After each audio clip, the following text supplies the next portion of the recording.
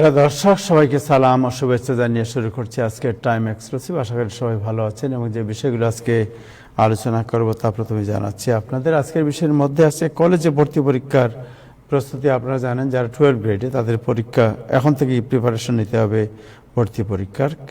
এই বিষয়ে করণীয় কী, বিষয়টি আজকে আলোচনা করব। ট্রাম্পের চাপে New York attorney general Letitia জেমসকে মর্গেজ প্রতারণায় অভিযুক্ত করা হয়েছে। আমরা জানার চেষ্টা করব যে এই বিষয়টি কি এবং মর্গেজ প্রতারণা, যে এই প্রতারণাটা কীভাবে হয়, এই বিষয়টি আজকে জানার চেষ্টা করব।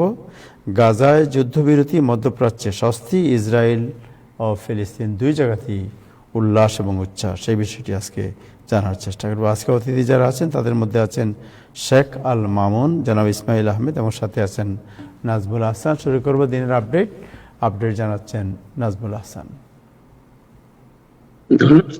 ধন্যবাদ আবু তাহের এবং ধন্যবাদ টাইম টেলিভিশনের সকল দর্শক শ্রোতা এবং প্যানেলিস্ট সবাইকে সালাম এবং শুভেচ্ছা। আশা করি আপনারা সবাই ভালো আছেন। আজ অক্টোবর মাসের 9 তারিখ বৃহস্পতিবার। ইসরায়েলি সরকার আজকে তাদের অনুমোদন দিয়েছে, ইসরায়েল গভর্নমেন্ট, যে হামাসের সাথে যে যুদ্ধ অবসানের চুক্তি আসলে বলা ঠিক হবে এই মুহূর্তে, যে তাতে এটি সিজ ফায়ার যদিও বলা হচ্ছে গাজায়, সেটির ব্যাপারে ইসরায়েলি মন্ত্রিসভা, ক্যাবিনেট যেটাকে বলি, সেটা অনুমোদন দিয়েছে আজকে। এবং এতে ইতিমধ্যেই যুক্তরাষ্ট্র, প্রেসিডেন্ট ট্রাম্প ঘোষণা করেছেন যে যুক্তরাষ্ট্র থেকে 200 সৈন্য পাঠানো হচ্ছে সেখানকার ইন্টারন্যাশনাল একটা আন্তর্জাতিক দল যারা গাজায় রক্ষায়, শান্তি শৃঙ্খলা রক্ষায় দায়িত্ব পালন করবে।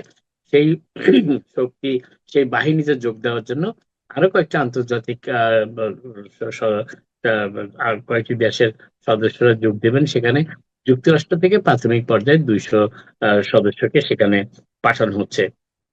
এবং আজকে গতকাল এই তথ্যটি জানিয়েছিলেন হোয়াইট হাউস থেকে, যে প্রেসিডেন্ট ট্রাম্প ঘোষণা দিয়েছেন যে ইসরায়েল এবং হামাসের মধ্যে যুদ্ধবিরতি আনুষ্ঠানিকভাবে শুরু হতে যাচ্ছে। এবং সেই যেটি চুক্তি স্বাক্ষরিত হচ্ছে সেটি প্রাথমিক চুক্তি বলা যায়, আনুষ্ঠানিক ঘোষণা এখনো হয়নি। এটি খুব সম্ভবত প্রেসিডেন্ট ট্রাম্প কাতার যাচ্ছেন এই উইকেন্ডে অথবা সোমবারে, আর তখন সেখানে সেটি আনুষ্ঠানিকভাবে স্বাক্ষর করা হবে। কিন্তু এখনো পর্যন্ত যেটা স্বাক্ষর রাজি হয়েছে, প্রায় 2 বছর, অক্টোবরের 7 তারিখ 2023 সালে ইসরায়েল এবং হামাসের মধ্যে যুদ্ধ শুরু হয়েছিল, যখন হামাসের সদস্যরা ইসরায়েলি সীমান্ত এলাকায় ঢুকে গিয়ে একটি পর্যটন এবং নৈশ ক্লাবে আক্রমণ চালাবে। সেখানে 8 শতাধিক ইসরায়েলের ইহুদি সম্প্রদায়ের মানুষ নিহত হয়েছিলেন এবং প্রায় 100-এরও বেশি মানুষকে জিম্মি করে নিয়ে আসা হয়েছিল। সেই পরিস্থিতি 2 বছর আগে ঘটেছিল, 2023 সালের 7ই অক্টোবর, এবং 2025 সালের 9 অক্টোবর, প্রায় 2 বছর 2 দিন পর সেই যুদ্ধের অবসান ঘটানো সম্ভব হলো। এবং এটি যুক্তরাষ্ট্রের প্রেসিডেন্ট ট্রাম্পের প্রত্যক্ষ হস্তক্ষেপের মাধ্যমে এটি সম্পন্ন হয়েছে। এবং এই জন্য তাকে নোবেল পুরস্কারে ভূষিত করার জন্য বিভিন্ন মহল থেকে চাপ সৃষ্টি করা হয়েছে। যারা জিম্মি ছিলেন তাদের পরিবারের পক্ষ থেকে, গাজা যারা জিম্মি ছিলেন তাদের পরিবারের পক্ষ থেকে, এমনকি বিভিন্ন সংবাদ মাধ্যম, বিভিন্ন সংগঠনের পক্ষ থেকেও প্রেসিডেন্ট ট্রাম্পকে যাতে নোবেল পুরস্কার দেওয়া হয় সেটি জন্য দাবি জানানো হয়েছে। তবে নোবেল পুরস্কার সাধারণত ঘোষণা শুরু হয়েছে ইতিমধ্যে, আপনারা জানেন। ইতিমধ্যে পদার্থ, রসায়ন, চিকিৎসা বিজ্ঞান এবং সাহিত্য নোবেল পুরস্কার ঘোষণা করা হয়েছে। এখন বাকি আছে শুধু অর্থনীতিতে নোবেল এবং শান্তিতে নোবেল। এবং এই যদি চূড়ান্ত নোবেলের দ্বারা সিদ্ধান্ত ইতিমধ্যেই গ্রহণ করা হয়েছে, তবে শেষ মুহূর্তে কোনো পরিবর্তন নোবেল কমিটি করবে কিনা এই ইসরায়েল এবং হামাসের মধ্যে যুদ্ধ বিরতি স্বাক্ষরে প্রেসিডেন্ট ট্রাম্পের ভূমিকার জন্য, সেটি হচ্ছে এখন দেখার বিষয়। যদিও যুক্তরাষ্ট্রের আরেকজন পৃথিবীর সবচেয়ে ধনী ব্যক্তি, যিনি প্রযুক্তির দিক থেকে মানব সম্পদ সভ্যতাকে এগিয়ে নেবার ব্যাপারে ভূমিকা রেখেছেন বলে কেউ কেউ, অনেক সংগঠন তার নাম প্রস্তাব করেছে নোবেল শান্তি পুরস্কারের জন্য। সেই ইলন মাস্কের নাম রয়েছে সম্ভাব্য নোবেল শান্তি পুরস্কার বিজয়ীদের মধ্যে। তবে প্রেসিডেন্ট ট্রাম্প নাম অন্তর্ভুক্ত হয়েছে কিনা এই বিষয়টি নোবেল কমিটি জানায় নাই। কিন্তু যাই হোক, এখন যদি এই যুদ্ধের পরিসমাপ্তির কারণেও যদি শেষ মুহূর্তে নোবেল কমিটি কোনো সিদ্ধান্ত গ্রহণ করে প্রেসিডেন্ট ট্রাম্পকে পুরস্কৃত করার জন্য, সেটিও এখন দেখার বিষয়। নিউ ইয়র্ক স্টেটের অ্যাটর্নি জেনারেল লেটিশিয়া জেমস এর কথা আপনাদের মনে আছে। প্রেসিডেন্ট ট্রাম্প যখন হোয়াইট হাউস থেকে ফিরে গিয়েছিলেন ফ্লোরিডাতে প্রেসিডেন্টের দায়িত্ব পালনের পর, তখন তার বিরুদ্ধে দুর্নীতির মামলা উত্থাপন করে এবং শেষ পর্যন্ত সাবেক প্রেসিডেন্ট ট্রাম্প তখন ছিলেন 2021 সালের পরে তার বিরুদ্ধে আদালতে তাকে দোষী সাব্যস্ত করতেও সক্ষম হয়েছিলেন নিউ ইয়র্কের আদালতে, যদিও সেই অ্যাটর্নি জেনারেল লেটিশিয়া নিউ ইয়র্কের স্টেটের সেই তারই প্রতিশোধ গ্রহণ করবেন বলে প্রেসিডেন্ট ট্রাম্প কিন্তু ইঙ্গিত দিয়েছিলেন 2024 সালে তার নির্বাচনী প্রচারণার সময়, এবং সেই কাজটি প্রেসিডেন্ট ট্রাম্প করতে শুরু করেছেন। আজকে আনুষ্ঠানিকভাবে নিউ ইয়র্ক স্টেটের অ্যাটর্নি জেনারেল লেটিশিয়া জেমসের বিরুদ্ধে মর্টগেজ জালিয়াতির সাথে সম্পৃক্ত থাকার অভিযোগে তাকে ফেডারেল অপরাধে তাকে আনুষ্ঠানিকভাবে অভিযুক্ত করা হয়েছে, যেটাকে বলা ইনডাইটমেন্ট। এবং এই কাজটি অবশ্য একটি ভার্জিনিয়ার একটি গ্র্যান্ড জুরি সাক্ষ্য শোনার পর লেটিশিয়া জেমসকে আনুষ্ঠানিকভাবে অভিযুক্ত করার সম্মতি দেওয়ায় ডিপার্টমেন্ট অফ জাস্টিস তার বিরুদ্ধে এই আনুষ্ঠানিক অভিযোগটি উত্থাপন করেছে। এবং এই ক্ষেত্রে তাকে হয়তো ইনডাইটমেন্টের কারণে সেটি সাধারণত হয়ে থাকে, তাকে আনুষ্ঠানিকভাবে গ্রেপ্তার দেখানো হবে এবং তার বিচারের প্রক্রিয়া শুরু করা হবে। যদিও অ্যাটর্নি জেনারেল লেটিশিয়া জানিয়েছে তিনি সম্পূর্ণ নির্দোষ, তবে যেই অভিযোগ তার বিরুদ্ধে করা হয়েছে তাতে মূলত বলা হচ্ছে তিনি ভার্জিনিয়া একটি বাড়ি ক্রয়ের সময় তিনি মিথ্যা তথ্য দিয়েছিলেন এবং সেই মিথ্যা তথ্যকে জালিয়াতির আশ্রয় হিসাবে চিহ্নিত করা হচ্ছে ডিপার্টমেন্ট অফ জাস্টিস, এবং সেই জন্যই তার বিরুদ্ধে এই মামলাটি দায়ের করা হয়েছে। যদিও প্রেসিডেন্ট ট্রাম্প তিনি যখন প্রেসিডেন্সি ছেড়ে ফ্লোরিডা ফিরে যান, তখন তিনি যখন পুনরায় নির্বাচনে অংশগ্রহণ করার ঘোষণা দেন, তখনও তিনি বলেছিলেন যে যারা তার বিরুদ্ধে বিভিন্ন সময় তাকে মামলার মাধ্যমে হেনস্থা করার চেষ্টা করেছেন এবং যেগুলোকে প্রেসিডেন্ট ট্রাম্প বরাবরই রাজনৈতিক উদ্দেশ্য প্রণোদিত মামলা বলে চিহ্নিত করেছেন, সেই মামলার সাথে যারা সম্পৃক্ত একে একে তিনি তাদের বিরুদ্ধে প্রতিশোধ নেবেন এবং সেই কাজটি তিনি শুরু করেছেন। আপনারা জানেন ইতিমধ্যেই FBI যিনি সাবেক ডিরেক্টর জেমস কমির বিরুদ্ধে আনুষ্ঠানিক ইনডাইটমেন্ট করা হয়েছে, তাকে আনুষ্ঠানিকভাবে মামলা আদালত তার বিরুদ্ধে বিচার প্রক্রিয়া শুরু করেছে তার বিরুদ্ধে। এর আগে অ্যাডাম শিফ যিনি প্রেসিডেন্ট ট্রাম্পের বিরুদ্ধে কংগ্রেস সদস্য থাকাকালীন ক্যালিফোর্নিয়ার প্রেসিডেন্টের ইমপিচমেন্টে যিনি ভূমিকা রেখেছিলেন, সেই অ্যাডাম শিফের বিরুদ্ধে প্রেসিডেন্ট ব্যবস্থা নেওয়ার জন্য তদন্তের জন্য ডিপার্টমেন্ট অফ জাস্টিসকে নির্দেশ দিয়েছেন, যদিও জাস্টিস ডিপার্টমেন্ট এখনো তদন্ত শেষ করতে পারেনি, সেই জন্য তার বিরুদ্ধে আনুষ্ঠানিক ইনডাইটমেন্টের ব্যাপারটি এখনো ওঠেনি। তবে মূলত যে বিষয়টি এখন দেখা যাচ্ছে যে প্রেসিডেন্ট ট্রাম্প একে একে যাদের তিনি শত্রু হিসেবে ঘোষণা করেছিলেন তাদেরকে আদালতে কাঠগড়ায় দাঁড় করানোর পদক্ষেপ গ্রহণ করেছে, এবং তারই অংশ হিসাবে new York state attorney general Letitia James হচ্ছেন সর্বশেষ ব্যক্তি যাকে এই আদালতের সামনে দাঁড়াতে হচ্ছে কথিত মর্টগেজ জালিয়াতিতে অংশ নেওয়ার জন্য মিথ্যা তথ্য দিয়ে। আরেকটি বিষয় যেটি বলার চেষ্টা করছে সেটি হচ্ছে প্রেসিডেন্ট ট্রাম্প অবশ্য আজকে তার যে ন্যাশনাল গার্ড মোতায়েনের যে কর্মসূচি ইলিনয়তে ছিল, শিকাগোতে আরেকজন ফেডারেল জাজ তার সেই সৈন্য মোতায়েনের উপর নিষেধাজ্ঞা জারি করেছেন, এবং তিনি বলেছেন যে স্টেট যে মামলাটি করেছে ইলিনয় স্টেট, সেই স্টেটের আবেদনের পরিপ্রেক্ষিতে তিনি সাময়িকভাবে প্রেসিডেন্ট ট্রাম্প এবং তার প্রশাসনকে নির্দেশ দিয়েছেন আপাতত ইলিনয়ের কোনো এলাকাতেই যেন কোনো সৈন্য মোতায়েন না করা হয় শান্তি শৃঙ্খলা রক্ষার স্বার্থে। বিচারপতি জাজ এপ্রিল পেরি তার নাম, যে ফেডারেল বিচারক, তিনি মৌখিকভাবে নির্দেশ দিয়েছেন আজকে, এবং আগামীকাল ধারণা করা হচ্ছে তিনি লিখিতভাবে নোটিশ দেবেন। তবে ট্রাম্প প্রশাসনের পক্ষ থেকে ইঙ্গিত দেওয়া হয়েছে তারা এর বিরুদ্ধে ফেডারেল আপিলস কোর্টে আপিল করবেন, এবং সেই আপিল পর্যন্ত, অন্তত আপিলের সিদ্ধান্ত আসা পর্যন্ত এই ফেডারেল জাজের এই নির্দেশ কার্যকর করা হবে, এবং ফেডারেল জাজের নির্দেশ অনুযায়ী পরবর্তী আদালতের সিদ্ধান্ত না আসা পর্যন্ত প্রেসিডেন্ট ট্রাম্পের পক্ষে শিকাগো কিংবা ইলিনয় স্টেটের কোন অঞ্চলে আর সৈন্য পাঠানো সম্ভব হবে না শান্তি শৃঙ্খলা রক্ষা করার জন্য।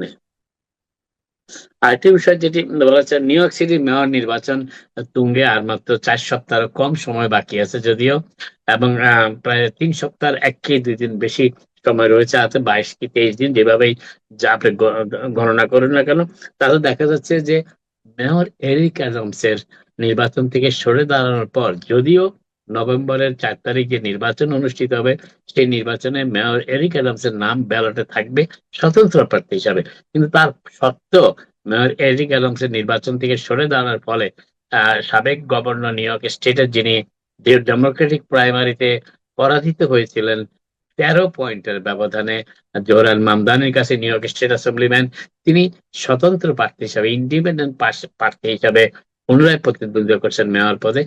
তিনি বর্তমান মেয়র এরিক অ্যাডামসের নির্বাচন থেকে সরে দাঁড়ানোর পর জনমত জরিপে কিছুটা এগিয়েছেন। সর্বশেষ যে জরিপটি আমরা দেখতে পাচ্ছি সেটি উইনিপেগ ইউনিভার্সিটির সার্ভে, এবং সেটি এবং মেয়র এরিক অ্যাডামসের নির্বাচন থেকে সরে দাঁড়ানোর পর করা হয়েছে সেপ্টেম্বরের 28 তারিখের পর সেই জরিপটি করা হয়, এবং তাতে দেখা যাচ্ছে যে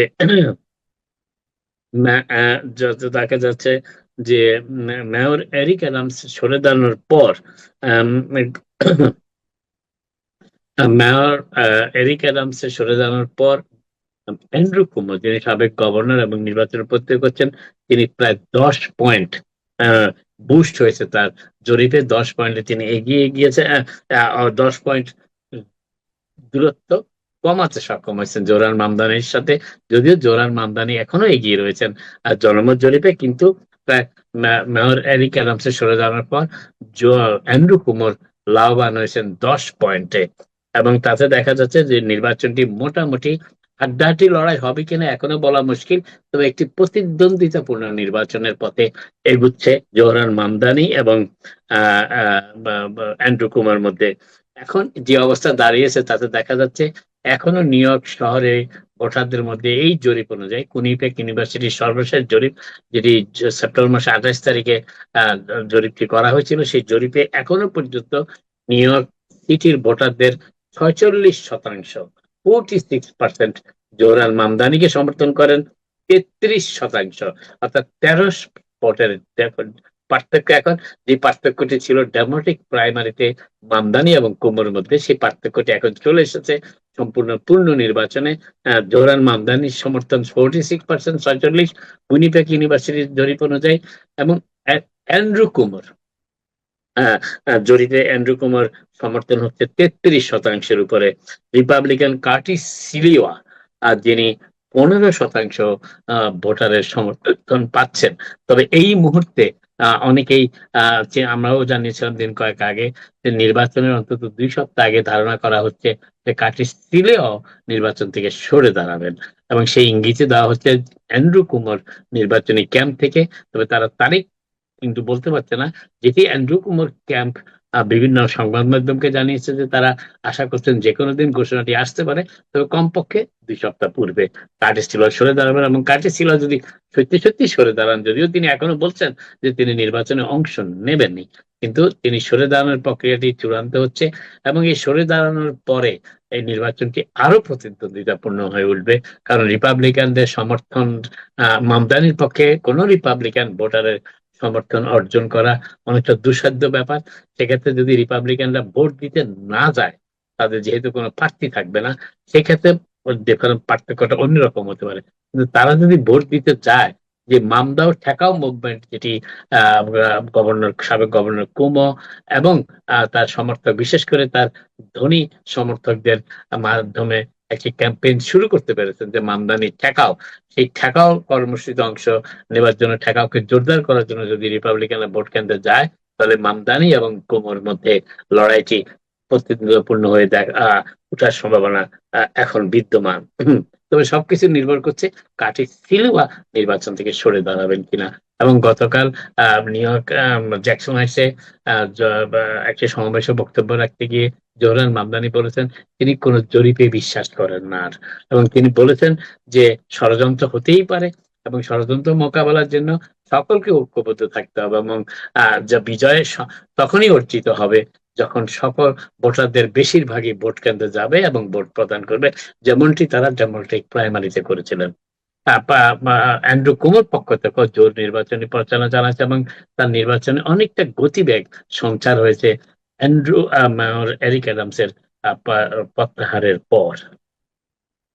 আরেকটা বিষয় যেটি বলার চেষ্টা করছি সেটি হচ্ছে যে নিউ ইয়র্ক স্টেটের গভর্নরের নির্বাচন হচ্ছে আগামী বছর, এবং সেই নির্বাচনেরও কিছুটা জরিপ এবং সম্ভাব্য দিক আলোচনা আসতে শুরু করেছে। কারণ গভর্নর ক্যাথি হকুল, যিনি জোহরান মামদানিকে এন্ডোর্স করছেন, মামদানিকে এন্ডোর্স করার পর ডেমোক্রেটিক পার্টিতে তার বিরুদ্ধে কিছু কিছু অবস্থান সৃষ্টি হয়েছে, যারা ডেমোক্রেটিক পার্টির অন্তর্ভুক্ত, কিন্তু জোহরান মামদানির সোশ্যালিস্ট পলিটিক্সকে যারা সমর্থন করেন না, তারা এখন এই মুহূর্তে হকুলের ব্যাপারে অনেকটা সন্দিহান, গভর্নর হকুলের পুনর্নির্বাচনের ব্যাপারে।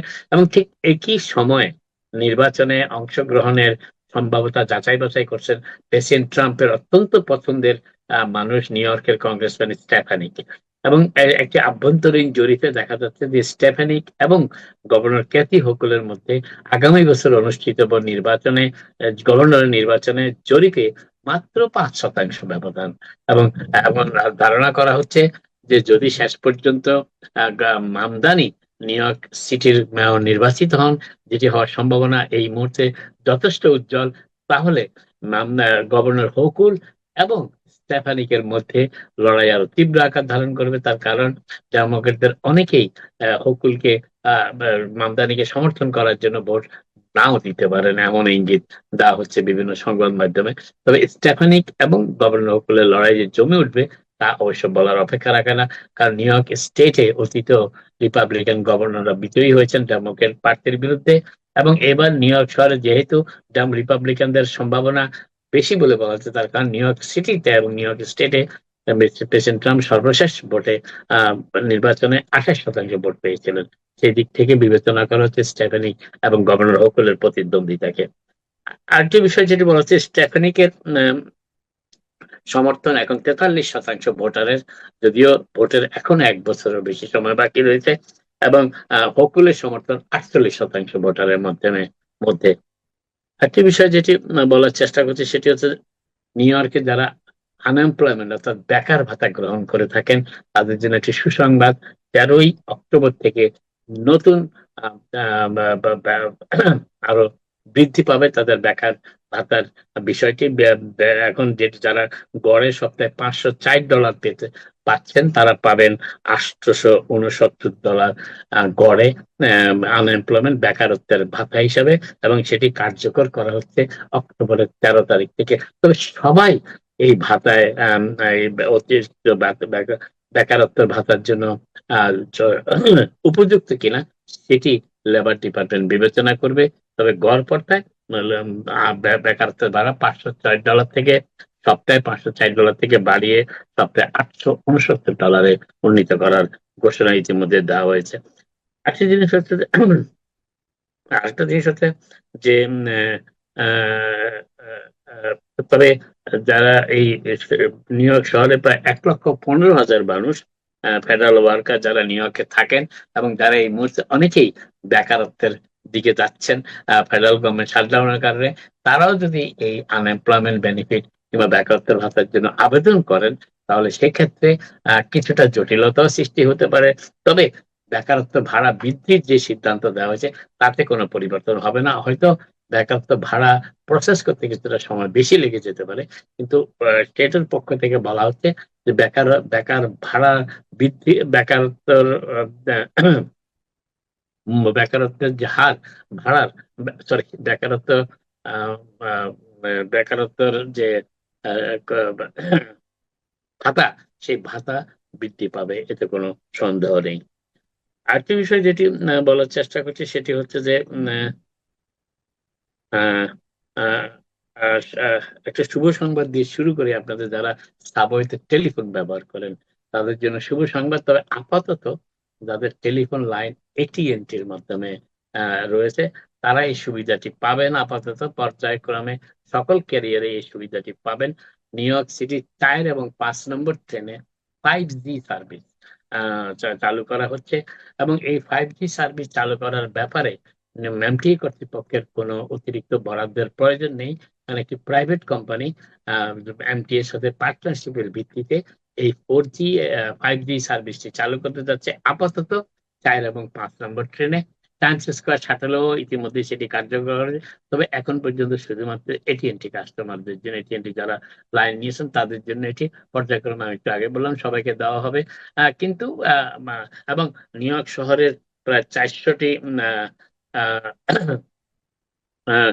24 ঘন্টার এই সিস্টেমটি থাকবে। এবং ইতিমধ্যে আপনারা জানেন যে নিউ ইয়র্ক সিটির প্রায় প্রতিটি সাবওয়ে স্টেশনে ওয়াইফাই সার্ভিস চালু করার প্রক্রিয়া শুরু করা হয়েছে দীর্ঘদিন থেকেই, এবং এটি 10 বছরের একটি পরিকল্পনা। $600 মিলিয়ন ব্যয় করা হবে নিউ ইয়র্ক সিটির সাবওয়ে সার্ভিসকে সম্পূর্ণভাবে 5G অন্তর্ভুক্ত করার জন্য। এবং এটি 10 বছরের মেয়াদী একটি পরিকল্পনা, $600 মিলিয়ন, এবং 478 মাইল ট্র্যাক। নিউ ইয়র্ক সিটির সাবওয়েতে 478 মাইল ট্র্যাক রয়েছে, এবং সেই 478 মাইল ট্র্যাকেই যখনই যেই সাবওয়ে গাড়িটি চলবে সেটি যাতে 5Gর আওতায় চলে আসে, যার মাধ্যমে গ্রাহকরা সাবওয়ে ট্রেনে বসেই তাদের 5G সার্ভিসের মাধ্যমে স্ট্রিমিং থেকে শুরু করে সব ধরনের কাজ সম্পন্ন করতে সক্ষম হবেন। আবারও বলি, প্রথমে এটি দিয়ে শুরু হচ্ছে, পরবর্তীতে এটি অন্যান্য ক্যারিয়ারও আসবে। আপাতত এখানে শেষ করি, আবার আপনাদের সাথে কথা হবে। আপনারা সবাই ভালো থাকুন। Thank you Nazmul Hasan, thank you. So এখন আরেকটি তথ্য দিয়ে রাখি, আরেকটি তথ্য ভুলে গেছিলাম। আজকে বাংলাদেশ সোসাইটির উদ্যোগে কনসাল জেনারেল কনসুলেট অফিসের সহায়তায় জ্যাকসনের একটি মত বিনিময় সভা অনুষ্ঠিত এনআইডি কর্মসূচির উপরে। যে খবরটি সবচেয়ে গুরুত্বপূর্ণ আমাদের যুক্তরাষ্ট্রে বসবাসকারী প্রবাসীদের জন্য, এখন থেকে যারা এনআইডি করবেন তাদের আর ডুয়াল ন্যাশনালিটি সার্টিফিকেটের প্রয়োজন হবে না।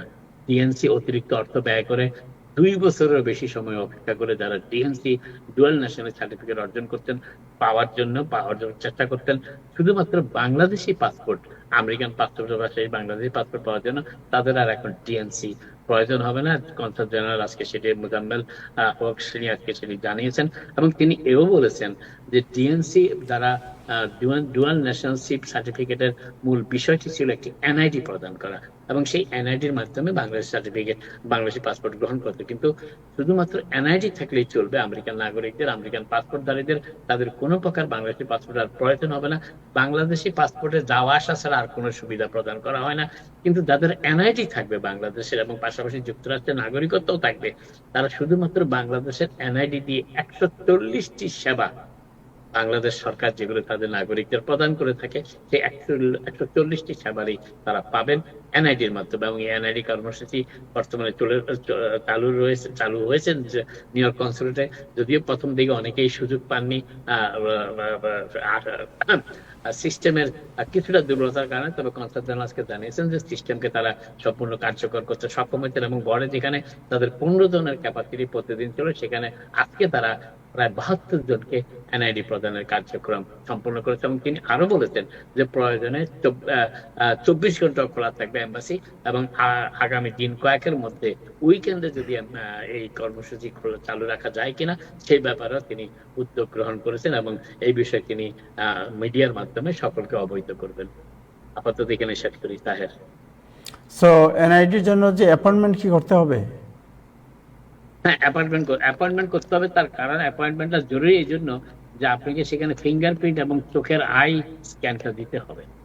সো অ্যাপয়েন্টমেন্ট করার জন্য যে ফোনে যে কাউকে পাওয়া যায় না, ধরে না কেউ ফোন, সো না, আপনি উনি আরেকটি কথা বলেছেন যে আপনার ফোন থেকে চেষ্টা না করে ল্যাপটপ থেকে কিংবা কম্পিউটার থেকে করলে সুবিধা, কারণ ফোনে অনেক সময় অ্যাক্সেস পাওয়া যায় না বাংলাদেশের গভর্নমেন্টের কম্পিউটার সিস্টেমে। ল্যাপটপ থেকে মানে কি আপনি অনলাইনে অ্যাপয়েন্টমেন্ট করার জন্য? অনলাইনে বাসাতে অনলাইনে অ্যাপয়েন্টমেন্ট লাগবে, কারণ অনলাইনে ফর্মটা ফিল আপ করতেই হবে। এটি হাতে ফিল আপ করার কিংবা কোনো কাগজে ফিল আপ করার সুযোগ নেই, এটি অনলাইনেই করতে হবে সেই ওয়েবসাইটে গিয়ে। এবং সেটি করার পর সেটা নিয়েই আপনাকে অ্যাম্বাসিতে যেতে হবে, এবং আপনাকে ফিঙ্গারপ্রিন্ট এবং প্রয়োজনীয় কাগজপত্র, আইরিশ স্ক্যান, যেটাকে চোখের স্ক্যান বলা, করার পরেই আপনার এনআইডি কার্যক্রম শেষ হবে। আরেকটি কথা তিনি বলেছেন যে আজকে আপনি একটু ব্যাকে যাবেন, আপনার চেহারা কেটে যাচ্ছে, একটু ব্যাকে যান, ইটস ভেরি ইম্পর্টেন্ট ডিসকাশন। ওকে, উনি বলেছেন যে যেটা বারবারই আমরা এই অনুষ্ঠানেও বলেছি, এবং আক্তার সাহেব যিনি সিনিয়র সচিব ইলেকশন কমিশনের, তিনিও বলেছেন একই কথা, আমরা যদি ভুলে না যাই, যে এনআইডি পাওয়ার জন্য প্রবাসীদের মূল বিষয় যেটি, মূল প্রয়োজনীয় ডকুমেন্ট, সেটি হচ্ছে বার্থ সার্টিফিকেট, 17 ডিজিটের বার্থ সার্টিফিকেট। যাদের এই সার্টিফিকেটটি আছে এবং তারা পুরনো পাসপোর্ট আছে, তাদের ছবি এবং আইডি স্ক্যান ও ফিঙ্গারপ্রিন্টই যথেষ্ট। আর কোনো ডকুমেন্টের প্রয়োজন নেই, সেটা আজকেও তিনি পুনর্ব্যক্ত করেছেন। আজকে কি তাদের আখতার সাহেব কি আজকে ছিলেন? কে? না, উনি ছিলেন না। ওকে, সো সো যেটা আপনি বললেন যে যার ডুয়াল সিটিজেনশিপের প্রয়োজন হবে না, তাইলে কি আমাদের আর ডুয়াল সিটিজেনশিপের দরকার নেই? নো, আজকে তিনি স্পষ্ট করে বলেছেন যে এখন থেকে কোনো বাংলাদেশি নাগরিকের আমেরিকান সিটিজেন যারা, তাদের ডুয়াল ন্যাশনালিটির প্রয়োজন নেই। ডুয়াল ন্যাশনালিটি এখন অর্থহীন। ডুয়াল ন্যাশনালিটি যেটা আগে আগে কি সুবিধা হতো? আগে সুবিধা হতো যে দেশে আগে ডুয়াল ন্যাশনালিটির মাধ্যমে এনআইডি পাওয়া যেত। 2 বছর অপেক্ষা করার পর বিভিন্ন রকমের তদন্ত, 39টি তদন্তের পর ডুয়াল ন্যাশনাল সার্টিফিকেট ইস্যু করা হতো একটা ফির মাধ্যমে। এখন বিনা ফিতে এনআইডি পাওয়া যাচ্ছে, অতএব ডুয়াল ন্যাশনালিটির আর কোনো প্রয়োজন নেই। বাট ডুয়াল ন্যাশনালিটি থাকলে নির্বাচনে অংশ নেওয়া যেত, তারপরে আপনার বাড়িঘর, এনআইডি থাকলে তো আপনি নির্বাচনে অংশ নিতে পারছেন। নির্বাচনে তো সেদিন তো একজন বললেন যে নির্বাচনে অংশ নিতে পারবে না, যে গোলাম নো নো নো নো, আপনি বাংলাদেশের ভোটার হইলেই যে কোনো জায়গা থেকে নির্বাচনে অংশ নিতে পারবেন। Are you sure? উনি বলেছেন তো আজকে প্রশ্নের উত্তরে। তাহলে প্রবাসী যারা আছে এরা সবাই নির্বাচনে পার্টিসিপেট করতে, মানে অংশ নিতে পারবে, প্রার্থী হিসাবে? অবশ্যই। এবং উনি এটাও বলেছেন যে বাংলাদেশে ভোটার তালিকাভুক্ত হলে যিনি 5টি আসন থেকে নির্বাচন করেন, তিনি তো একটি আসনের ভোটার মাত্র। তো এখানে তো প্রবাসী লেখা থাকবে, রাইট? ইয়েস। প্রবাসী হিসাবে আপনি তখনই চিহ্নিত হবেন যখন নির্বাচন কমিশনের আলাদা ফর্ম পূরণ করবেন প্রবাসী ভোটার হিসাবে। কিন্তু আপনি যদি এনআইডি নেন এবং বাংলাদেশে গিয়ে ভোটার তালিকাভুক্ত হন, তাহলে আপনি বাংলাদেশের নির্বাচনে অংশগ্রহণ করতে পারবেন। তবে সেখানে সরকারের একটি সিদ্ধান্ত আছে যে জাতীয় নির্বাচনে, সংসদ নির্বাচনে আমেরিকান পাসপোর্টধারীদের, তারা ডিএনসি থাকার পরও কিন্তু তারা নির্বাচনে অংশ নিতে পারতো না। নির্বাচনে কি বাধ্য না? নো, তাদের আমেরিকান পাসপোর্ট সারেন্ডার করতে হইতো জাতীয় নির্বাচনে, স্থানীয় নির্বাচনে না। করতে পারবে না এক কথা, আর বাধ্য না এক কথা। করতে পারবে না পারবে না? ভাই আবারও বলি,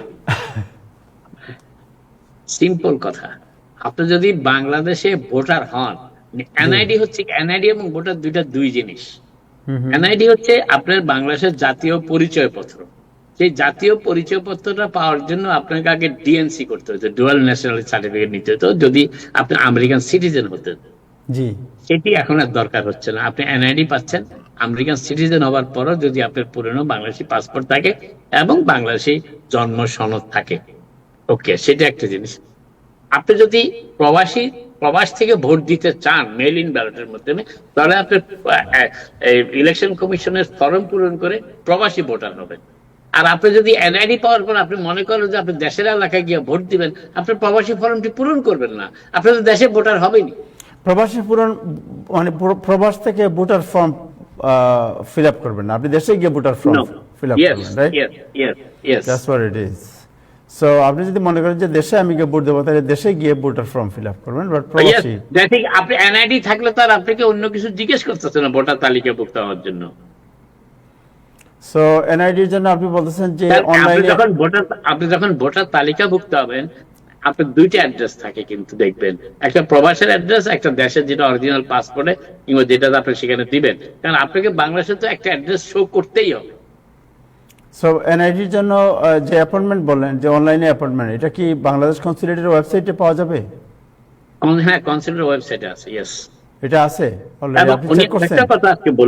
আরেকটা কথা আজকে বলেছেন, সেটাও আমি বলে রাখি, দর্শকদের সাথে শেয়ার করি।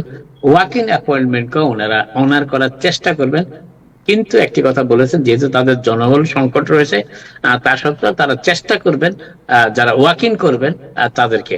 এবং এই ক্ষেত্রে আমি একটা কথা বলে রাখি, যারা নিউ ইয়র্কের বাইরে থাকেন, তারা যদি এই যেমন কানেকটিকাটে থাকেন কিংবা আটলান্টা সিটিতে থাকেন কিংবা অন্য জায়গায় থাকেন, তাদের যদি এনআইডির প্রয়োজন হয়, তারা আসতে পারেন। এখানে ফর্ম ফিল আপ করার পর একই দিন হয়তো আইডি স্ক্যান ছবি তুলে তারা যেতেও পারেন। পরবর্তীতে তারা ইমেলে তাদের এনআইডি পাবেন, আর যখন তাদের স্মার্ট কার্ড প্রিন্ট হয়ে আসবে তখন তারা সেখান থেকে পিক করতে পারবেন। তো আপাতত তিনি যেটা বলেছেন যে তিনি বাফালোতে এই সেবাটি দেওয়ার একটা প্রক্রিয়া তারা শুরু করতে যাচ্ছেন, যে বাফালোতে গিয়ে, এবং বাংলাদেশের যে কনসুলেটগুলো রয়েছে মায়ামি, লস অ্যাঞ্জেলেস এবং ওয়াশিংটন ডিসি, এগুলোতে ইতিমধ্যে এই কার্যক্রম শুরু করা হয়েছে। আপনি কি এনআইডি নিচ্ছেন? আমার কথা বলতেছেন? জি, আমি তো এনআইডি এখনো নেই, আমি চিন্তা করতে হয়তো আচ্ছা, এনআইডি নিব, তবে ভোটার হবো কিনা এটা এখনো বলতে পারছি না। অলরাইট। লাস্ট কোয়েশ্চেন করি, কালকে যে জোহরান মামদানি এসেছে, আপনি তো সেখানে ছিলেন জ্যাকসন হাইটে। সো আমি যে জিজ্ঞেস করি যে ওভারঅল দ্য হোল প্রোগ্রাম, যেখানে একজন মেয়রাল ক্যান্ডিডেট যিনি ফ্রন্ট রানার এবং ডেমোক্রেটিক পার্টি উইনার, তাকে যে আনা হলো আমাদের কমিউনিটির উদ্যোগে, এবং সেখানে যা বলা হলো বা উনি যা বললেন, আপনার কাছে কি মনে হয়েছে? ওয়েল, জোহরান মামদানি তো সবসময় একজন ভেরি ইন্সপায়ারিং ক্যান্ডিডেট, এতে কোনো সন্দেহ নাই। গভর্নর কুমোর বক্তব্য আমি শুনেছি সামনাসামনি, জোহরান মামদানিকেও দেখেছি। জহার দুজনের মধ্যে পার্থক্য হচ্ছে যে অ্যান্ড্রু কুমো তার রেকর্ডকে বর্ণনা করেন এবং জোহরান মামদানিকে আক্রমণ করেন কয়েকটি ইস্যুতে। ফ্রি বাস, ফ্রি সার্ভিস, ল্যান্ডলর্ডদের ফ্রিজ, রেন্ট ফ্রিজ, এই ধরনের বিষয়গুলো নিয়ে তিনি আক্রমণ করেন, সোশ্যালিস্ট পলিটিক্স নিয়ে। এবং তিনি একজন দক্ষ প্রশাসক, নিজেকে সেটা উপস্থাপন করার চেষ্টা করেন। আর জোহরান মামদানি পরিবর্তিত নিউ ইয়র্কের কথা বলেন, যে নিউ ইয়র্কে যারা পরিবর্তিত নিউ ইয়র্ক দেখতে চান, এতদিন ধরে যারা নিউ ইয়র্ক দেখে এসেছেন যেভাবে নিউ ইয়র্ক পরিচালিত হয়েছে, তিনি সেই অবস্থার পরিবর্তন করতে চান। কেন পরিবর্তন করতে চান? নিউ ইয়র্ক সিটিকে আরো বেশি মানুষের জন্য অ্যাফোর্ডেবল করতে চান। এই হচ্ছে দুইজনের পার্থক্য। বাংলাদেশি কমিউনিটির কালকে যে মিটিং, সেই মিটিংয়ে কমিউনিটির পক্ষ থেকে কোনো ডিমান্ড করা হয়নি, এটাই কিভাবে দেখছেন? তবে এটাও বলা যায় যে সেটি হচ্ছে যে আগামী যদি যারা আমরা মিডিয়াতে আসি, তারা যদি এই বিষয়টি একটু পর্যালোচনা করি, 4 সপ্তাহ আগেও কুমোর কোনো অবস্থান আমাদের কমিটিতে ছিল নাই বলা যায়। রাইট। হঠাৎ করে গভর্নর কুমো একটি মসজিদে, 2টি মসজিদে যাওয়া আসা শুরু করলেন। তারপরে তিনি বাংলাদেশি কমিটির সাথে সংযোগ স্থাপন করলেন। বাংলাদেশি কমিটির মধ্যে তিনি প্রথমে বেছে নিলেন কাদেরকে? বাংলাদেশি কমিটিতে যারা হিন্দু সম্প্রদায়ের রয়েছেন, তাদের পূজা মন্দিরে গেলেন। সেখান থেকে তিনি একটা ট্র্যাকশন পেয়েছেন, এটাকে আমি কি বলবো, যে তিনি একটা সংকেত পেলেন যে ইয়েস, বাংলাদেশি কমিউনিটিতেও I can work on it, এবং সেই কাজটি তিনি করছেন। এবং তিনি আমাদের কমিউনিটিতে যে একটা খুব জোহরান মামদানির পক্ষে একটা খুব শক্ত একটা বেস ছিল, যেটি এখনো আছে আমি মনে করি, তবে কিছুটা ক্র্যাক যে তিনি করতে পারেননি এটা বলা যাবে না। Thank you. উনি তো মসজিদেও গেছেন, উনি তো শুধু মন্দিরে না, মসজিদেও গেছেন, রাইট? মসজিদেও গিয়েছেন, মন্দিরে যাওয়ার আগে মসজিদে গিয়েছিলেন। কিন্তু দুটো মসজিদে উনি গেছেন। প্রথম যে মসজিদগুলোতে গিয়েছিলেন উনি সেভাবে সেখানে তিনি স্বাগত হননি সেভাবে। Thank you so much, thanks, আপনাকে অনেক ধন্যবাদ। শেখাল মামুন এবং ইসমাইল আহমেদ, দুজনকে অভিনন্দন। ইসমাইল ভাই, অনেকদিন পরে আপনাকে দেখলাম। শেখাল মামুন, আপনাকে দিয়ে একটু শুরু করি। যে আপনি জানেন যে যারা এখন 12 গ্রেডে যারা পড়াশোনা করছে স্কুলে, তাদের এখনই প্রিপারেশন প্রয়োজন for the college admission. So একটু কি আইডিয়া দেবেন, বিং এ টিচার, মামুন টিউটোরিয়ালের প্রধান এবং একজন টিচার, যে এই হিসাবে আপনি কি মনে করেন যে কলেজে যারা আগামী বছর ভর্তি হতে চায় তাদের কী ধরনের প্রিপারেশন দরকার, এখন থেকে কি কি জিনিস খেয়াল রাখতে হবে, এবং তাদের ব্যাপারে আপনার সাজেশন কি? থ্যাংক ইউ তাহির ভাই। আই নো যারা যেসব স্টুডেন্টরা এবছর 12 গ্রেডে আছে, তাদের অ্যাপ্লিকেশন প্রসেস এখন থেকে শুরু করতে হয়। যদিও তাদের গ্রাজুয়েশন এখনো দেরি আছে, কিন্তু এখানকার সিস্টেমটা একটু অ্যাডভান্স। তাদের প্রত্যেকটা 12 গ্রেডের বাচ্চাদেরকে এখানকার অ্যাডমিশনের জন্য beside the transcript, SAT score, extra curricular activities, এখানে এসেটা জমা দিতে হয়। So they have to work on their এসে।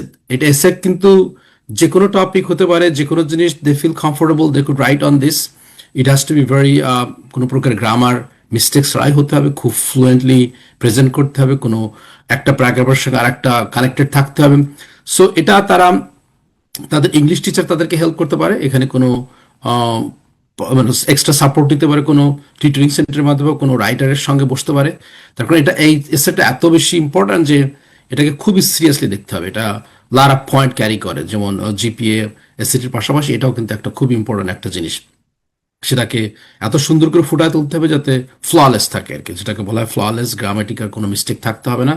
সো এটা কলেজের জন্য দরকার। এরপরে তাদেরকে সাপ্লিমেন্টাল এসে লিখতে হবে। প্রত্যেকটা ইউনিভার্সিটিতে সে যখন অ্যাপ্লাই করবে, তার জেনারেল এসের পাশাপাশি একটা সাপ্লিমেন্টাল এসেও তাদেরকে জমা দিতে হয়।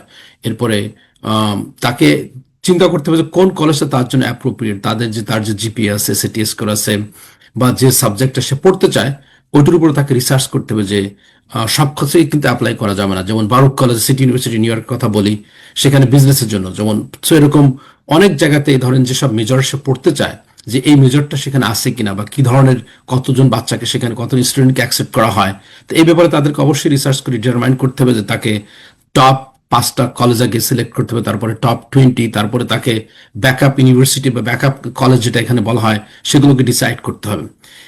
তার কারণ এখানে কিন্তু প্রচুর বাচ্চারা সব অনেক ইউনিভার্সিটিতে অ্যাপ্লাই করতে পারে, আপ টু 20 কলেজ, অনেক সময় তারা ফ্রি অ্যাপ্লিকেশন করতে পারে, তারপরে এর পাশাপাশি তারও ফি দিতে হয়। এবং মোস্ট অফ দ্য অ্যাপ্লিকেশন হচ্ছে আপনাদের সেন্ট্রাল অ্যাপ বলা হয় কলেজ বোর্ডের মাধ্যমে, সেখানে সমস্ত ডকুমেন্টগুলো আপলোড করা হয়, ট্রান্সক্রিপ্ট, টিচারদের রিকমেন্ডেশনগুলো, SAT score, extra curricular activities, essay, personal essay বা জেনারেল এসএ যেটা বলা হয়, এগুলো সবকিছু কিন্তু একটু একটু করে অনেক সময় লাগে। কিন্তু এগুলোর থেকে কিন্তু আমরা জানি যে অনেকে, স্পেশালি হোয়াইট কমিউনিটিতে, দে অলসো হায়ার কনসালটেন্ট, তারা কিন্তু আলাদার জন্য পে করে $10,000 to $15,000 to prepare there application. হয়তো আমাদের কমিউনিটিতে আমরা হয়তো এ ব্যাপারে এত বেশি কনসাস না যে হ্যাঁ ঠিক আছে আমরা নিজেরাই করব, বাট অ্যাটলিস্ট কারোর সঙ্গে যদি বসে আগের থেকে একটু প্রিপারেশন নিয়ে সমস্ত জিনিসগুলো অর্গানাইজ থাকে, তখন এটা অনেকটা ভালো হয়, যাতে লাস্ট মোমেন্টে আপনি আপনার বাচ্চা রাশ না করে। তখন রাশ করতে গেলে দেখলেন যে আপনার এসেটা ভুল হলো বা কোনো জিনিসটা সুন্দর করে প্রেজেন্ট করতে পারলেন না। সো এটা এখন থেকে প্রিপারেশন নিতে হবে, এবং ওই অ্যাপ্লিকেশনটা সাবমিট করতে হয় এন্ড অফ ডিসেম্বর বা first week of January.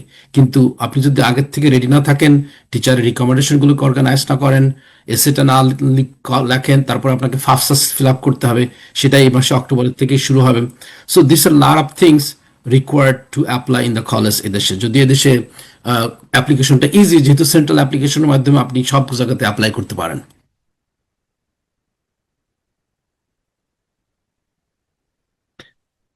Sorry, Tahir, I cannot hear you.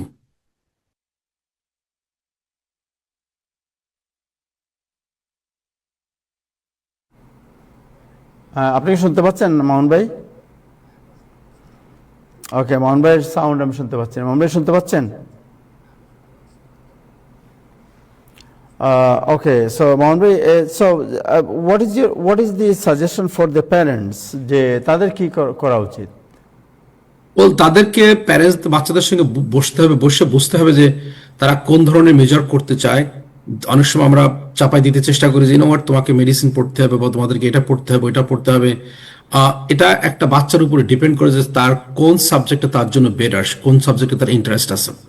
আমরা জানি এখন artificial intelligence is very it's a craze for the lot of boys.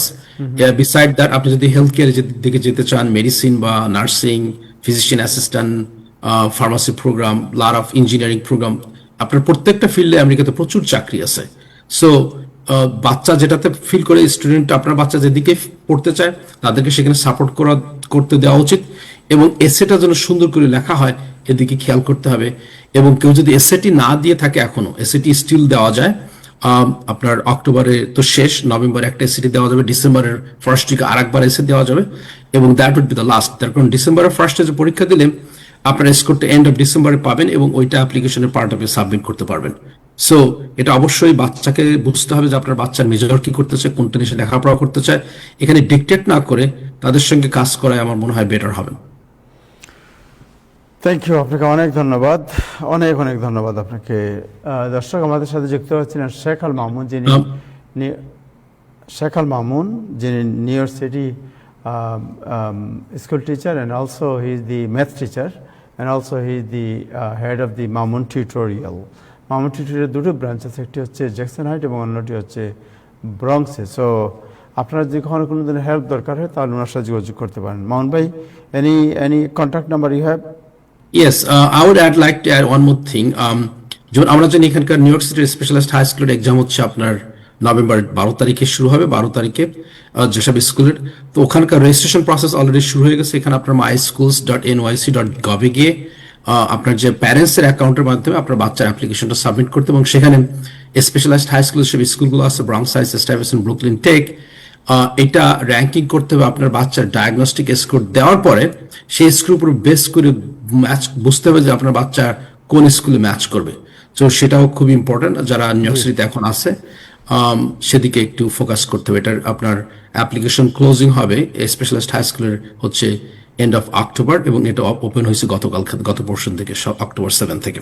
Thank you এবং সো আমার much, thank contact you. Number 917-561-1090, or you could visit mamonstutorials.org, or you could also email it to us, mamonstutorials@gmail.com. Thank you Mamun ভাই, আপনাকে অনেক ধন্যবাদ। দর্শক, আমরা যাচ্ছি জানাব ইসমাইল আহমেদ, যিনি একজন বিশিষ্ট রিয়েল এস্টেট ব্যাংকার, কমার্শিয়াল রিয়েল এস্টেট ব্যাংকার। উনি কমার্শিয়াল যে কোনো ধরনের আপনাদের মর্গেজ প্রয়োজন হলে উনি আপনাদের হেল্প করতে পারেন। বাট আজকে যে বিষয়ে ওনার সাথে আলাপ করতে চাই তা হচ্ছে যে, আপনারা একটু আগে শুনেছেন যে Letitia James, new York state attorney general, তাকে ফেডারেল গভর্নমেন্ট ইন্ডাইট করেছে, অভিযুক্ত করেছে মর্গেজ ফ্রডের জন্য। আগে ঘটনাটি জানবো যে কী ধরনের প্রতারণায় তিনি অভিযুক্ত হয়েছেন। আর 2 নম্বর, আমরা যেটা জানতে চাই যে আমরা অনেকেই মর্গেজ নিয়ে থাকি, এই মর্গেজে প্রতারণা কিভাবে হয় এই বিষয়টি একটু আমরা বোঝার চেষ্টা করব, যাতে আমরা নিজেরা কোনোভাবেই এই ধরনের প্রতারণার ভিকটিম না হই। সো ইসমাইল ভাই, আপনার কাছে যাই প্রথমে। আসসালামু আলাইকুম তাহির ভাই, থ্যাংক ইউ আমাকে আমন্ত্রণ জানানোর জন্য, অনেকদিন পরে আসলাম। সো আজকে যে প্রসঙ্গটা আপনি যে বললেন, এই যে ইনভেস্টিগেশন হচ্ছে লেটিশিয়া জেমসের, যে এটা ডোনাল্ড ট্রাম্প একটা ইন্ডাইটমেন্ট দিয়েছেন ওইটার। সো ফ্রড যেটা বলা হচ্ছে, ওইটার রিজনটা বলা হচ্ছে যে Letitia James, she owns a house in New York, primary residence, but উনি নরফোক ভার্জিনিয়াতে একটা প্রপার্টি উনি সেকেন্ড হোম হিসাবে উনি কিনেছেন, যেটার মধ্যে উনি একটা মর্গেজের রাইডারে সাইন করেছেন যে ওই বাড়িতে উনি অ্যাটলিস্ট 1 year ওনার নিজস্ব প্রয়োজনে ওই বাড়িটা উনি ইউজ করবেন। কিন্তু এটা বলার পরে দেখা গেছে যে উনি 3 মাস পরে ওই বাড়িটা 3 জন মানুষের কাছে ভাড়া দিয়ে দিয়েছেন।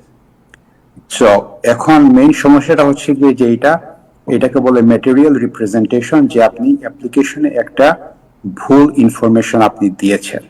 আর এটা ইন্টেনশনাল না নন ইন্টেনশনাল, এই জিনিসটা প্রুভ করতে হবে। যদি ওরা বলছে যে এটা উনি ইন্টেনশনালি করেছেন যাতে ফেভারেবল মর্গেজের রেট এবং মর্গেজের টার্ম তিনি পান। এই ক্ষেত্রে যেটা, যদি উনি ওই হিসাবে কম ডাউন পেমেন্ট দিয়ে, উনি যদি 10% বা 15% ডাউন পেমেন্ট দিয়ে, যদি ভালো ইনকাম কারোর থাকে, সেকেন্ড হোম হিসাবে নিজের ইনকাম ইউজ করে আরেকটা প্রপার্টি সেকেন্ড হোম হিসাবে কিনা যায়। ওই প্রপার্টির কন্ডিশনটা হচ্ছে গিয়ে যে অ্যাটলিস্ট 1 বছর ওই বাড়িতে নিজের আনাগোনা থাকতে হবে, নিজের ইউজ থাকতে হবে।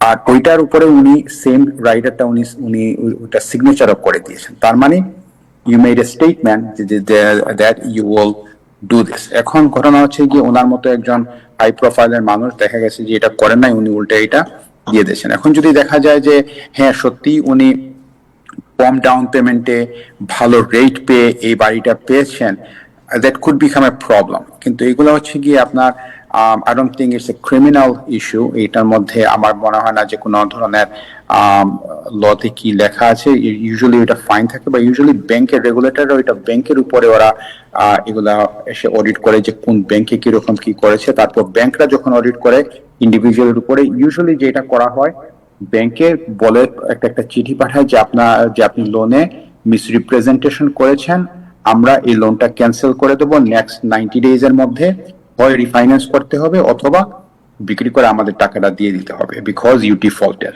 হ্যাঁ, so it's an automatic default. এটা ইউজুয়ালি ব্যাংকে যখন পায়, ব্যাংক এইটা ইনিশিয়েট করে। এই জায়গাটা হচ্ছে কি একটু ডিফারেন্ট, এটা পলিটিক্স আসতেছে, পলিটিক্সাইজ হচ্ছে, গভর্নমেন্ট এটাকে নিয়ে কিছু যেটা ট্রাম্পের নিজের ভাষায় যেটা উইচ হান্ট বলা হয়, ওইটা নিয়ে এখন মনে হচ্ছে এটা ওইভাবে হবে। It's basically just play, harassment করার জন্য, ওইটাকে একটু ব্লো আপ করার জন্য এটাই করা হচ্ছে। যদি লেটিশিয়া জেমস প্রুফ করতে পারেন যে না, আমি 25-30% ডাউন পেমেন্ট যদি উনি দিয়ে থাকেন, আর যদি প্রুফ করতে পারেন যে ওই সময় ইনভেস্টমেন্ট রেট আর উনি যে রেট পেয়েছেন ওইটার মধ্যে কোনো বেশ কম নাই বা সামান্য কম বেশি, তাহলে হয়তো ওইটার এত যে আসবে না। ওনাকে প্রুফ করতে হবে যে ওইটা উনি গভর্নমেন্টের কাছ থেকে উনি কোনো মিথ্যা কথা বলে উনি কোনো সুযোগ সুবিধা উনি পান নাই। সো এই হচ্ছে কি এটার ব্যাপার। লং স্টোরি শর্ট, যে এটা মোটামুটি এটা মোস্টলি পলিটিক্যাল। বাট এখন ঘটনা হচ্ছে যে আমাদের মধ্যে আমরা যারা লোন করে থাকি, আমরা যারা বাড়ি কিনে থাকি, ভেরি কমন কয়েকটা জিনিস, যেটা হচ্ছে গিয়ে আমাদের যারা আমরা রেগুলার ইনকাম দিয়ে আমরা যারা বাড়ি কিনে থাকতেছি নিজের বাড়ি কেনার জন্য, আমি আমার W2, আমি এমপ্লয়ি, আমি কাজ করতেছি, আমার বেতন থেকে আমার মর্টগেজ কভার হচ্ছে, আমি নিজে থাকার জন্য একটা বাড়ি কিনছি, আমি 10% ডাউন, আমার জন্য অনেক ধরনের ফেসিলিটি গভর্নমেন্টের কাছে আছে, যেগুলো হচ্ছে কি আপনি লো ডাউন পেমেন্ট নিতে পারতেছেন, আপনি ক্লোজিং এর হেল্প পাচ্ছেন, আপনার মর্টগেজ রেটের আপনার একটা লিমিট আছে, এর বেশি লেন্ডাররা চার্জ করতে পারবে না। সো আপনার অনেকগুলো বেনিফিট আপনি পাচ্ছেন প্রাইমারি রেসিডেন্সির জন্য। সো অনেকে দেখা যাচ্ছে যে ঠিক আছে, আমার ইনকাম ভালো, আমার একটা বাড়ি কেনার পরেও আমার এনাফ এবিলিটি আছে আরেকটা বাড়ি কেনার। সো ওইটা ঠিক আছে, আমি আমার ওই ইনকাম দেখায়, আমি সেকেন্ড হোম দেখায়, আমি ঠিক আছে, আমি সাইন করে দিলাম যে আমি নিজে থাকবো। কিন্তু ওইখানেই সমস্যা, ওইটা যদি ল্যান্ডার জানতে পারে, কারণ রেগুলার মানুষের পিছনে হয়তো আমাদের পলিটিশিয়ান কেউ আসতেছে না, কিন্তু যখন ল্যান্ডাররা এটা যদি অডিট করে, ল্যান্ডাররা যদি জানতে পারে যে না, এটা হচ্ছে most lender has the right to recall the loan, এটাকে বলে গাড়িতে যেরকম রিকল করে, লোনটাও রিকল করে ফেলতে পারে যে না, তোমার লোনটা আমাদেরকে যে করে ফেরত দিয়ে দাও, because you made a misrepresentation. আরেকটা বড়, যেটা আমাদের সব থেকে বড় যে ইস্যুটা আমাদের কমিউনিটিতে হয়, যেটা হচ্ছে গিয়ে অনেকে এখন দেখাচ্ছেন উনারা ইনভেস্টমেন্টের জন্য বাড়ি কিনতেছেন। হ্যাঁ, উনাদের হয়তো এটাকে বলে ফার্স্ট টাইম ইনভেস্টর, ওনাদের কোনো বাড়ি নাই, ওনারা সাইন করতেছেন পেপারে, আর এগুলা কিন্তু ভেরি ক্লিয়ার সিগনেচার। এগুলা হচ্ছে কি, এগুলা লোনকে বলা হয় বিজনেস পারপাস লোন। আমাদের অনেক লোন অফিসার এইসব নিয়ে বলে না, কোনো অসুবিধা নেই, আপনার ইনকাম না থাকলে আমরা অন্যভাবে করে দেব। হ্যাঁ, সো এখানে ডিফারেন্স আছে। আপনি যদি নো ইনকাম লোন নিজে থাকার জন্য করেন, কোনো অসুবিধা নেই, কিন্তু কোনো জায়গায় দেখা যায় যে হয়তো নো ইনকাম 25%, 30% দিলে আর একটু ভালো রেট পাওয়া যাচ্ছে আপনি যদি ইনভেস্টমেন্ট হিসাবে করেন। তখন লোন অফিসাররা ফর দ্য রাইট রিজন একজন কাস্টমারকে হেল্প করার জন্য হয়তো বলতেছে যে না, আপনি ফার্স্ট টাইম ইনভেস্টর প্রোগ্রামে একটা দিয়ে দেবো। ওইটাতে একটু কেয়ারফুল কি জন্য, কারণ এন্ড অফ দ্য ডে আপনি কিন্তু মিসরিপ্রেজেন্টেশন করতেছেন, আপনি কিন্তু এটাকে সত্যি কথা বলতেছেন না অ্যাপ্লিকেশনে, আপনি ক্লিয়ারলি সাইন করতেছেন যে এই প্রপার্টিটা আমি কিনতেছি for the purpose of investment. হ্যাঁ, তারপরে দেখা যাচ্ছে যে আপনি নিজে মুভ হয়ে থাকতেছেন। সো এইটা খুব বেশি বিগ ডিল না। এটা বিগ ডিল হচ্ছে গিয়ে যদি এটা অডিটে যদি ধরা পড়ে, এটা যদি কোনো সময় যদি উইদিন 1 ইয়ার এর মধ্যে যদি ব্যাংকের এই ফাইলটা অডিট হয়, অডিটের মধ্যে যদি ওইটা হয়, চান্স একদম নাই যে না, ব্যাংক এগুলো অডিট করে, ব্যাংকের হাই রিস্ক লোন থেকে থাকে, ওদের যদি কোনো ধরনের সন্দেহ থাকে ওরা ওইটা করতে পারে। আর এরকম করলে আপনাদের ওইটা বড়রের কাছে তখন চিঠি পাঠায় যে না, তোমার লোনের ডিফল্ট হয়ে গেছে, তুমি মিথ্যা কথা বলে লোনটা নিছো, আমাদের লোনটা ফেরত দিয়ে দিতে হবে। So that's the risk. But এই জিনিসটা আমাদেরকে জানার দরকার যে আমরা যদি একটা অ্যাডভান্টেজ নেওয়ার জন্য যদি কোনো কিছু করে থাকি, যাতে আমরা জেনে বুঝে আন্ডারস্ট্যান্ডিং দ্য রিস্ক, যে আচ্ছা ঠিক আছে আমি এটা করতেছি, বাট আমার এই রিস্কটা আমার আসতে পারে। So that's how we should progress. আর ইন জেনারেল যে কিছু ফ্রড যেগুলো আমাদের ইদানিং হচ্ছে বা আমাদের হয়ে থাকে, ওয়ান্স এগেন প্রাইমারি রেসিডেন্সির উপরে আমরা অনেকেই আমরা ডিপেন্ড করে থাকি লোন অফিসারদের উপরে, যার কাছে আমরা যাই যে একটা লোন করার জন্য। ইনকাম ফ্রডটা হচ্ছে গিয়ে যে আমাদের দেখা যাচ্ছে যে ইনকামটা নাই বা কম, ওই ইনকামটাকে বেশি করে দেখায়, বা একটা কাজ হয়তো 2 সপ্তাহ আগে শেষ হয়ে গেছে বা চলে গেছে, ওইটাকে আপনার ইনফরমেশনটা একটু বেশি করে দেওয়া, ওইগুলার হয়ে যায় গিয়ে তখন ক্রিমিনাল অফেন্স। যদি ইনকাম রিলেটেড ফ্রড যদি হয়, then it could become criminal, যেটার সাথে স্টেটের attorney general will get involve, local DA's office will get involve, because তখন দ্যাট বিকামস প্রবলেম্যাটিক। সো এই জিনিসটার মধ্যে কিছু খেয়াল রাখতে হয়। আমাদের অনেকে এগুলো অনেক সহজভাবে নিয়ে নেয় যে না, আচ্ছা ঠিক আছে, হ্যাঁ উনি ওইটা দেখাই দিয়ে আমার লোন করে দিয়ে দিতেছে। It's needs to be really, আমাদেরকে এটা নিয়ে সাবধান থাকতে হবে, কারণ বলা যায় না কোন সময় কি হয়। আর লোন অফিসারদেরও অনেক ধরনের রেসপন্সিবিলিটি থেকে থাকে। আমাদের সবার লাইসেন্স আছে, এই ধরনের ব্যাপারে যদি কোনো ইনভেস্টিগেশন হয়, আমাদের লাইসেন্সের উপরে এটা চাপ পড়ে, আমাদের লাইসেন্স সাসপেন্ডেড হয়ে যায়, because state is very, very strict about those things. Thank you so much. Thank you. Good tips আপনি দিলেন। মামুন ভাই, any you. question or anything আপনি অ্যাড করতে চান? ইসমাইল ভাইয়ের কাছে কি কোনো প্রশ্ন আছে আপনার? No, that's very good. He analyzed really well. ধরুন আমাদের বাঙালিরা তো একটা বাড়ির পর অনেকে আবার দুইটা, তিনটা, চারটা বাড়ি কিনতে যায়। So these are the things that we need to be careful, especially, এখন তো Republican Party in power, so they could investigate you through difference and harass you. So you need to be careful. And if it's investment property, declare it's investment property. If you really move out from your primary house to another secondary, definitely you should declare. You should not hide anything. Right, and I just want to add another thing, Tahir ভাই, যে আমাদের একটা জিনিস এই দেশে যেটা ওরা এখানে কালেকশন অফ ডেটা, প্রত্যেকটা জিনিসের ডেটা এইখানে কালেক্ট হয়। এই যে আমি যেটা বললাম যে ওদের কাছে পুরো হিসাব আছে যে কত পার্সেন্ট মানুষ প্রাইমারি রেসিডেন্স দেখায় ইনভেস্টমেন্ট হিসাবে ইউজ করতেছে, কত পার্সেন্ট মানুষ ইনভেস্টমেন্ট দেখায়। They have the exact data, they know. ঘটনা হচ্ছে গিয়ে এখন এই ডেটাগুলাকে কে কিভাবে ইউজ করতেছে। এখন যদি রিপাবলিকান গভর্নমেন্ট যদি চায় যে হ্যাঁ নিউ ইয়র্কের আমরা এইটা দিয়ে আমরা একটা কোনো একটা বিগ ডিল করবো বা এটা নিয়ে আমরা কোনো একটা ইস্যু বানাবো, ইটস ভেরি সিম্পল এটা করা। Data is available. আমরা মনে করি যে আচ্ছা ঠিক আছে আমরা কিছু একটা করে ফেললাম, এটা কেউ জানে না। সবাই সবকিছু, এই দেশের সবাই, everybody they know every little thing. আমাদের ইভেন আমাদের যে ইন্টেনশন, যেটা আমরা যদি ওইটাকে সামান্যভাবে করে ফেলি, দে নো। এখানে অনেক কিছুই ওরা এখানে একটা জিনিস হচ্ছে গিয়ে রেগুলেশনের জন্য ওয়ান হ্যান্ড সবসময় এক হাতের সাথে আরেক হাতের কথা হয় না। যেমন এক ডিপার্টমেন্ট আরেক ডিপার্টমেন্টের সাথে সবসময় ওদের কানেকশন থাকে না। এই হিসাবে অনেক জিনিস আমাদের এটা বাই ডিজাইন করাই রাখা, যাতে এইসব জিনিস ঘটতে পারে। ইকোনমির জন্য এগুলো ভালো, বাট ডেটা ইজ অ্যাভেলেবল। ঘটনা হচ্ছে এখন কে কিভাবে এটা ইউজ করতে। এখন কেউ যদি বলে যে না আমরা বাংলাদেশি কমিউনিটির এগেনস্টে কিছু একটা করবো, it's very simple for them to find this information. Yep, that's right. So Ismail ভাই, আপনার কোনো নাম্বার আছে কেউ যোগাযোগ করতে চাইলে? জি, absolutely. So আমার website is www.irecom.com, like real estate commercial. আর আমার ফোন নাম্বার 9145224989, আমার ডিরেক্ট নাম্বার। আমি commercial real estate, buy, sell and financing, especially in our tri-state area, Queens, Jamaica area is where I do most of my business. Thank you so much. জি মামুন ভাই, anything else আপনি add করতে চান শিক্ষার্থী অথবা অভিভাবকদের উদ্দেশ্যে? No, I mean, specialist high স্কুলের পরীক্ষাটা তো জানি আমাদের বাংলাদেশি কমিউনিটিরা খুবই সিরিয়াসলি নেয়, স্পেশালি যারা এখন 8-এ উঠছে তাদের পরীক্ষা মাত্র 1 মাস, এবং যেসব বাচ্চারা 7 গ্রেড এখন এই বছর উঠছে তাদের 1 বছর আগে থেকে প্রিপারেশনটা নেওয়া উচিত। So they should start early. আর যারা 8 গ্রেড এই মুহূর্তে আসছে যাদের পরীক্ষা within a month, all the previous exams in the website Google করলে পাওয়া যাবে। 2008 থেকে শুরু করে 2025 এর সমস্ত এক্সামগুলো। সো ওই এক্সামগুলোই যদি একটা বাচ্চা বারবার রিভিউ করে তখন কিন্তু তাদের জন্য খুবই উপকার হবে। সেখানে এক্সপ্লেনেশন দেওয়া আছে, আনসার দেওয়া আছে। Beside that, there are a lot of tutoring center in Jackson Heights, Bronx, Jamaica.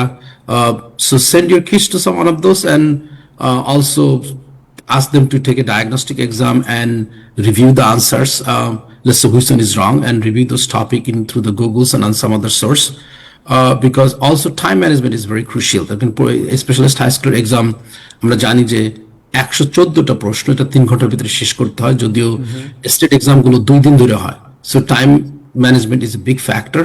তো এই ব্যাপারেও প্যারেন্টসরা যদি বসে তাদেরকে 2 ঘন্টা বা 3 ঘন্টার প্র্যাকটিস এক্সাম দিতে পারে বাসায়, তখন বাচ্চাদের জন্য এই টেস্টটা ইজি হয়। Without practicing and taking this kind of time management time test is frankly is very difficult for a lot of even some brilliant kids. They cannot finish the test within the time frame. Thank you so much. Thank you Mamun ভাই, আপনাকে অনেক ধন্যবাদ আপনার প্রতি কৃতজ্ঞতার সময় দেওয়ার জন্য। ইসমাইল আহমেদ, আপনাকে অনেক ধন্যবাদ এবং কৃতজ্ঞতা। দর্শক, আজকে এ পর্যন্তই। আগামীকাল আবার দেখা হবে। সবাই ভালো থাকবেন। খুদা হাফেজ।